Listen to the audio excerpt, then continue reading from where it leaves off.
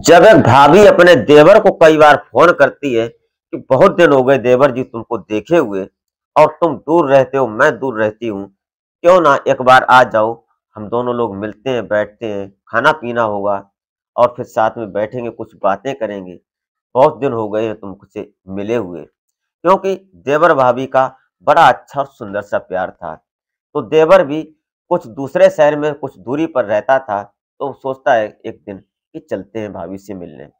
जब वो उस भाभी से मिलने जाता है, जब वो भाभी उसकी बोलती है एक दिन कि आ जाओ, एक मेरी सहेली है, वो भी तुमसे मिलने के लिए उतावली हो रही है।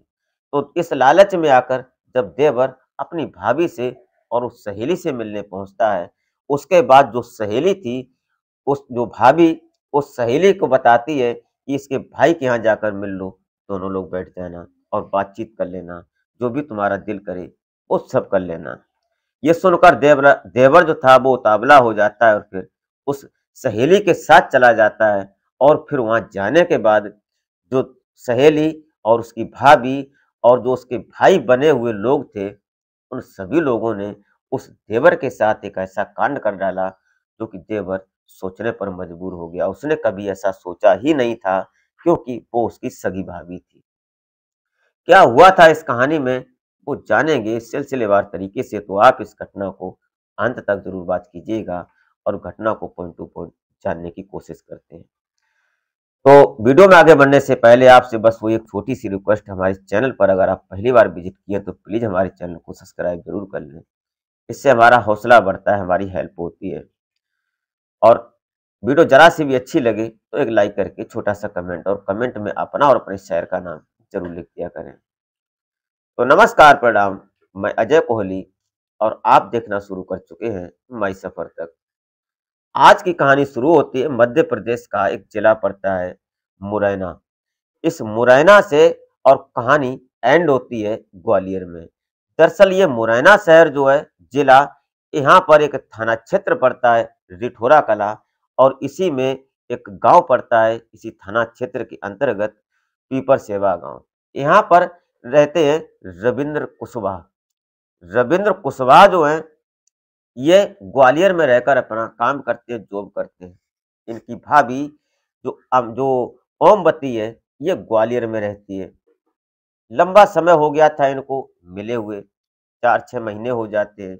एक दूसरे से फोन पे बात करते हैं, लेकिन साथ में बैठकर कभी इन्होंने चाय नहीं पी इतने लंबे अरसे में। एक दिन ओमवती अपने देवर से बोलती है, जो देवर रविंद्र कुशवाहा है, इसको बोलती है कि आ जाओ टाइम निकाल कर और बैठते हैं साथ में, और हमारी सहेली वो भी आने वाली है जिसका नाम रुक्मणी है। अब ओमवती की सहेली रुक्मणी, दोनों सहेलियां हैं, दोनों बैठती हैं और इधर से रविंद्र कुशवाहा ग्वालियर से सीधा ट्रेन पकड़ते हैं और चले जाते हैं मुरैना। यहाँ जाते हैं, सॉरी, मुरैना से ग्वालियर पहुँचते हैं। जब ग्वालियर पहुँचते हैं, वहाँ जाने के बाद बड़ी हँसी खुशी से और बड़ी खुशी के साथ भाभी ओमवती जो थी उसने अपने देवर रविंद्र कुमार का स्वागत किया। चाय होने लगती है, चाय चल रही थी, तभी रुक्मिणी भी आ जाती है। जब रुक्मिणी वहाँ प्रकट होती है, उसके बाद दोनों सहेलियाँ जो रविंद्र कुशवाहा होते हैं, इनसे बैठकर मीठी-मीठी बातें करने लगते हैं। जब दोनों सहेलियाँ बातें कर रही थीं, तो उन बातों में हँसी-मज़ाक भी हो रही थी। दोनों के एक दूसरे से इस तरह से बातचीत हो रही थी कि दोनों एक दूसरे के लिए मिलने के लिए तड़प जाते हैं। और यह बात रविंद्र कुशवाहा जो था, ये अपने दिमाग में बड़ी अच्छी तरह से और कई एक सपने देख डाले उसने जब वो चाय पी रहा था। इसी बीच जो भाभी ओमवती थी उसने कहा कि ऐसा करो कि तुम रुक्मिणी के साथ उसके घर आदित्य के यहाँ चले जाओ। गोवर्धन कॉलोनी पड़ती है इसी ग्वालियर में, तो यहाँ पर चले जाओ, वहां जाकर दोनों लोग मिल लेना, बैठ लेना, जो भी इच्छा है वो पूरी कर लेना। और ऐसा ही होता है।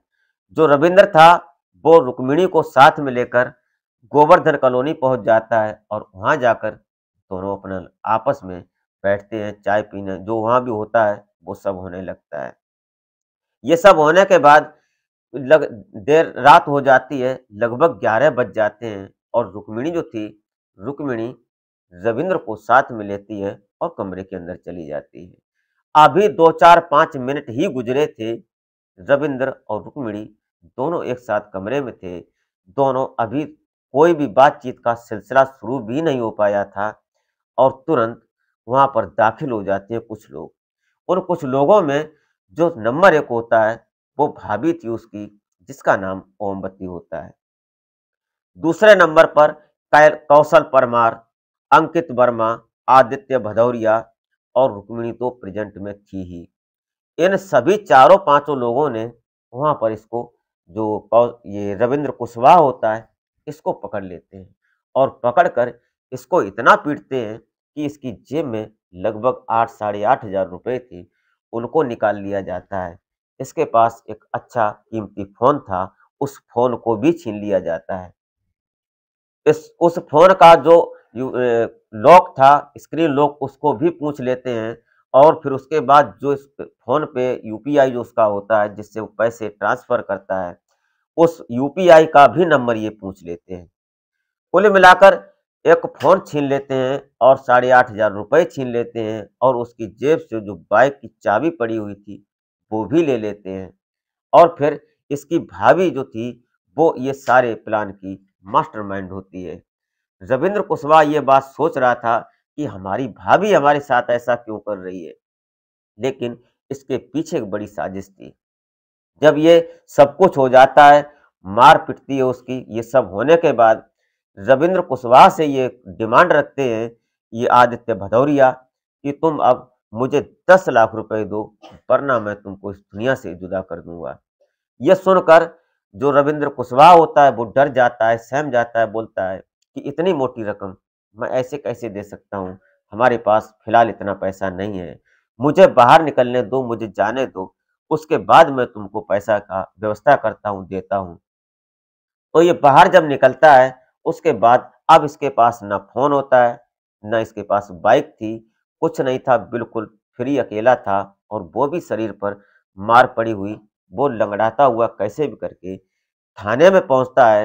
यहाँ पहुंचने के बाद रिठोरा ये थाने में जाकर अपनी सारी दर्द को बयां करता है। पुलिस तुरंत एक्टिव होती है और एक्टिव होने के बाद वो तुरंत वहां पर बताई हुई जगह पर रविंद्र कुशवाहा के साथ पहुंचते हैं। वहां पर इस ओमवती, कौशल परमार, अंकित वर्मा और रुक्मिणी, इन चारों को गिरफ्तार कर लेती है पुलिस। लेकिन जो आदित्य भदौरिया होता है, जो रुक्मिणी का भाई बना था, वो प्रेजेंट मौके से फरार हो जाता है, किसी कैसे भी करके वो वहां से निकल जाता है। लेकिन पुलिस ने जब इन चारों लोगों से गहनता से पूछताछ की, पहले तो इन लोगों ने इधर उधर की बातें बताई। जो इसकी भाभी ओमवती थी, उसने भी बहुत सारी बातें टालने की कोशिश की कि हमारा सगा देवर है, मैं इसके साथ ऐसा कैसे कर सकती हूँ, यही मुझे उल्टा ये सब फंसाने की बात कर रहा है।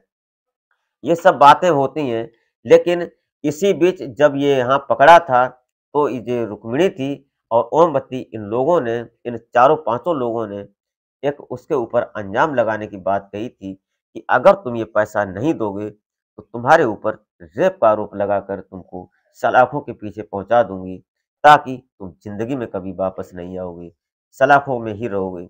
ये डर था इधर जो रविंद्र कुशवाहा था इसको, इसलिए ये थाने में गया था, थाने में सारी बात बताई और ये तुरंत पुलिस जब वहां पहुंचती है, उसके बाद जब ये पूछताछ होती, तो ये चारों पांचों लोग फिर धीरे धीरे ये सब बोलने लगते हैं।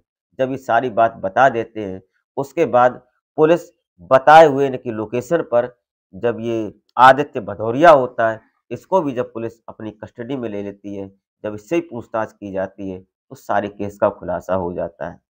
दरअसल ये एक गिरोह था, जो हनी ट्रैप का मामला था। ये अच्छी खासी खूबसूरत दोनों सहेलियां थीं, जैसा कि आपने फोटो में भी देखा होगा।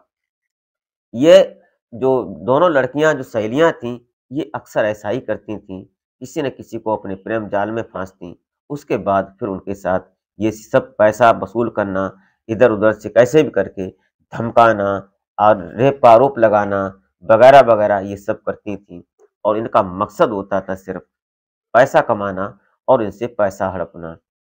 दोस्तों, इस पूरे मामले को पुलिस ने गहनता से लिया, तुरंत एक्शन में आई। फिलहाल ये सभी लोग पुलिस की हिरासत में हैं, सलाखों के पीछे पहुंच गए हैं। दोस्तों, ये रही घटना, ये रही कहानी। आप क्या सोचते हैं? अपनी राय कमेंट में जरूर लिख सकते हैं। इस घटना को सुनने के बाद आप ये तो समझ सकते हैं कि कोई भी अगर प्यार से बोलता है जिसको आप जानते नहीं, तो समझ लो कहीं ना कहीं दाल में कुछ काला है। आप सजग रहें, जागरूक रहें। इसी के साथ आप अपना और अपने परिवार का बेहतर तरीके से ख्याल रखें। मिलते हैं फिर नेक्स्ट वीडियो में, तब तक के लिए जय हिंद।